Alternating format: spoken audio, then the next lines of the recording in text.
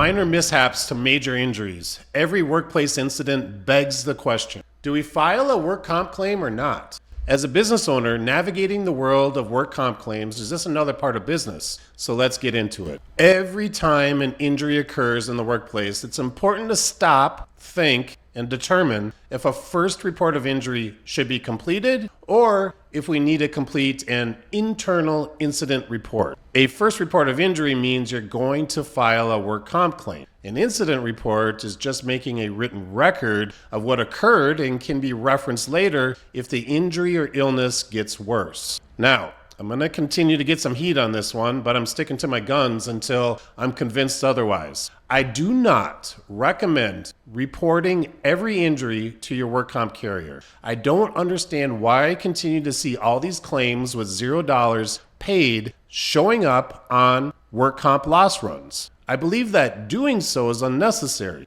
and it's causing you to pay more for your work comp insurance. Now, it won't affect your experience mod, but I believe it can affect your rating tier and scheduled credit. When I read page 2, the second paragraph on the first report of injury, it states you must report a claim to your insurer whenever anyone believes that a work-related injury or illness that requires medical care or where the lost time from work has occurred. If the claimed injury wholly or partially incapacitates the employee for more than 3 calendar days, the claim must be made on this form and reported to your insurer within 10 days. So, if I'm reading this correctly, the only 2 triggers for completing a work comp claim are medical care and lost time. But this is not what I'm seeing in the real world. What I see are businesses that are filing claims every time someone gets a slight injury, even if they immediately return to work and have never seen a doctor. I'll look at loss runs and see 20 claims with $0 paid. I don't understand why companies do this because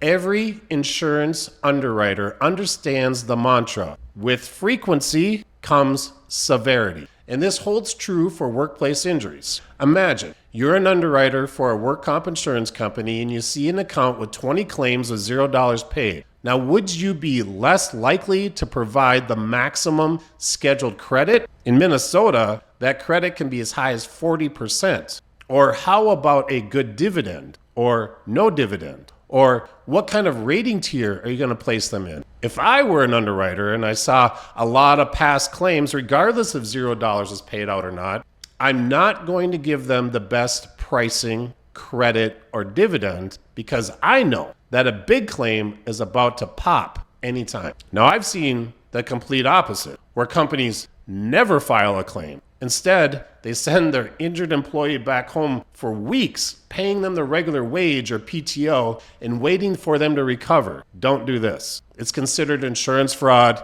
it's illegal, and you're playing with fire. Now, on the other hand, completing a first report of injury and filing claims for all injuries can help you track injury trends a little more easily because they're going to show up on your loss runs with all the other injuries. Similarly, if an injury becomes worse than expected, a claim adjuster will be able to react a little more quickly if the first report of injury is already on file. Regardless of these 2 benefits, I still lean toward filling out a first report of injury and filing a claim only when required. Now remember, filing a first report of injury does not necessarily mean the injury also needs to go on your OSHA log. For example, medical procedures such as removing a foreign body from the eye, x-ray, a tetanus shot, require a doctor visit, which means you'll need to file a claim, but these types of injuries are considered first aid by OSHA and they don't need to be recorded on your log. If you have more questions about managing your OSHA log, I'd suggest going to OSHAlogmanagement.com. Now, before you go, let's do a quick self-assessment. Ask yourself, are we completing a first report of injury and filing a claim on our work comp insurance only when there's a medical bill that has occurred or lost time from work? Are we maxing out our scheduled credit on our work comp policy? If not, how do we? Are we currently receiving the best rating tier for our work comp insurance company?